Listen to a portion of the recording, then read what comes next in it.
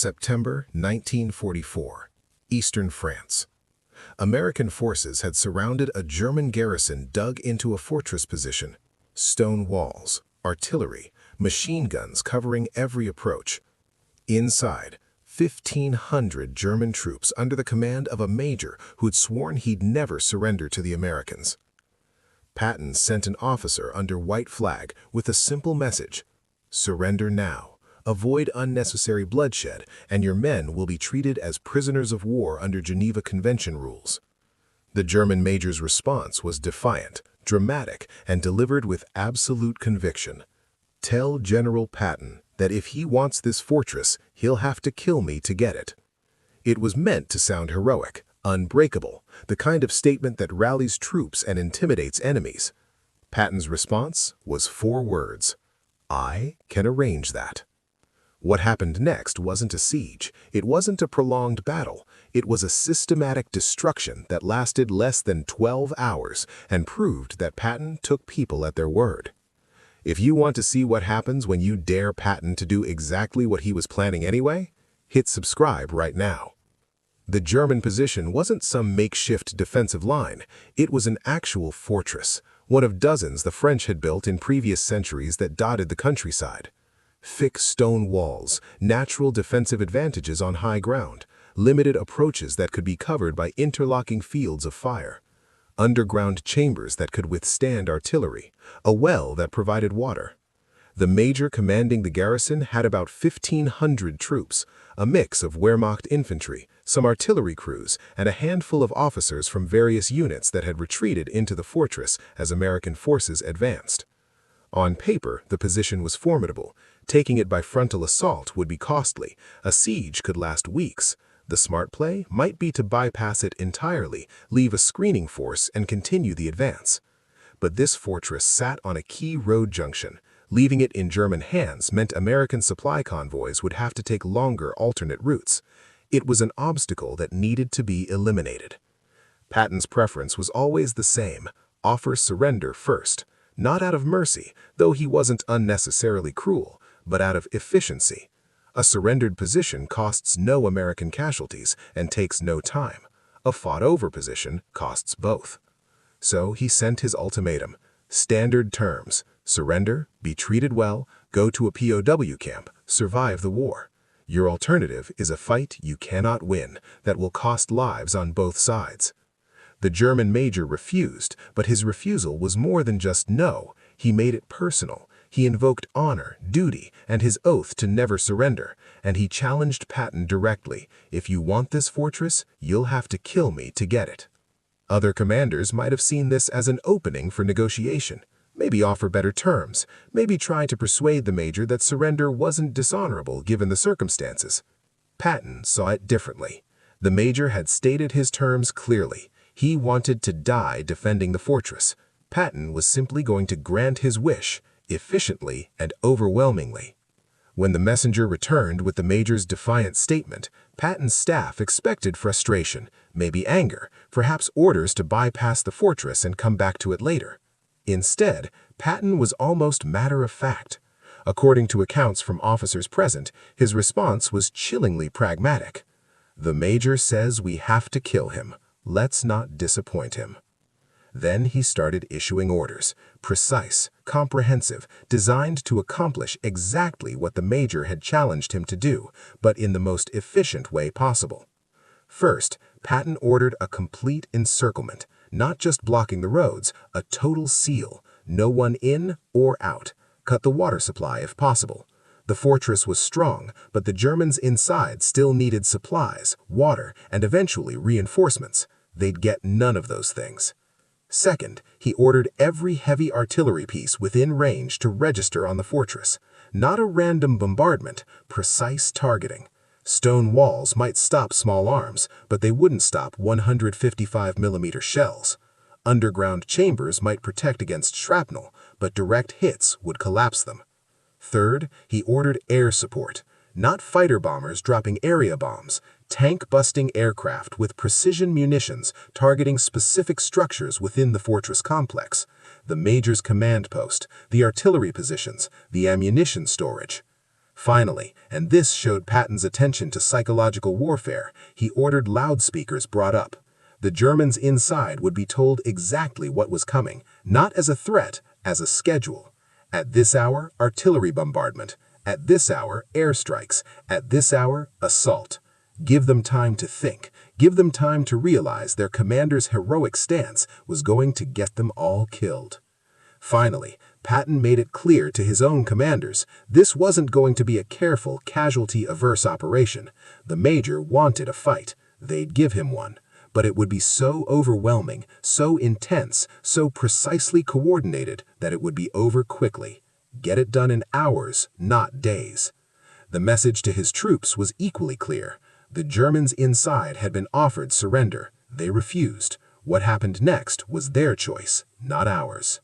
The assault began at dawn, not because dawn attacks are traditional, but because Patton wanted the Germans to spend the entire night knowing what was coming. The loudspeakers had broadcast the schedule. The Germans inside knew that at first light the artillery would open up. They had hours to think about it, hours for the less fanatical soldiers to question their major's decision, hours for doubt to spread. When the sun rose, the artillery commenced exactly on schedule, not random fire, coordinated barrages targeting specific sections of the fortress walls. The goal wasn't just to damage, it was to methodically dismantle the defensive positions. The fortress had stone walls several feet thick. They'd withstand a lot, but Patton had brought up heavy guns specifically to deal with fortifications. Shell after shell slammed into the same sections of wall, opening breaches, creating weak points, exposing the interior. German artillery tried to respond, but American counter-battery fire was immediate and precise. German guns would fire, and within minutes, American shells were landing on their positions. German crews quickly learned that shooting back meant death. After 2 hours of artillery, the airstrikes began. P-47 Thunderbolts carrying 500-pound bombs, not carpet bombing, precision strikes on identified targets. The major's command post took 3 direct hits. The ammunition storage was hit, causing secondary explosions that rocked the entire fortress. The main gate was blasted off its hinges. Through all of this, the loudspeakers continued broadcasting, describing what was happening, announcing what would come next, offering a final chance to surrender before the ground assault, making it clear that anyone who wanted to live could walk out with hands up and would be treated well. Some did. Small groups of German soldiers began surrendering, first a few, then dozens. They'd slip out of damaged sections of wall with hands up, walking toward American lines, choosing life over their major's oath. The major tried to maintain order. He had soldiers who tried to surrender shot as traitors, but this only accelerated the collapse of morale. Troops realized they were trapped between American firepower and their own fanatical commander. By mid-morning, the fortress was a wreck. Walls breached in multiple places, artillery positions destroyed, the command structure shattered by the precision strikes on the major's headquarters. And then American infantry attacked, not from one direction, from every breach in the walls simultaneously. Sherman tanks rolled up to point-blank range and fired directly into openings. Flamethrowers cleared bunkers. Engineers used explosives to collapse remaining strongpoints. But here's the remarkable thing. It wasn't the chaotic urban warfare that fortress assaults usually became. It was systematic, almost mechanical, because Patton's preparation had been so thorough that there wasn't much left to fight. German resistance was scattered and disorganized. Small groups fought briefly, then surrendered. The major's threats to shoot deserters had failed. There was no coherent command structure left to enforce them. American forces moved through the fortress section by section. Loudspeakers followed them, broadcasting surrender appeals in German, offering safety to anyone who laid down weapons, making it clear that continued resistance was suicide, not heroism. The major himself was found in what remained of his command bunker. He'd barricaded himself with a handful of loyal troops. When Americans breached the position, he reportedly aimed his pistol at them. An American sergeant shot him, not dramatically, not after a speech, just professionally ended the threat. The major had said Patton would have to kill him. That's exactly what happened. The handful of soldiers with the major immediately surrendered. They'd followed orders to the end, but once their commander was dead, they had no interest in dying too. The entire operation, from the start of the bombardment to the final German surrender, took less than 12 hours. American casualties were minimal. A few wounded from sporadic German fire, none killed. The systematic preparation and overwhelming firepower had made the actual fighting almost anticlimactic. German casualties were significant. The major was dead, as promised. About 200 other German soldiers were killed, mostly in the bombardment or during the final assault. Another 300 were wounded. The remaining 1,000 surrendered.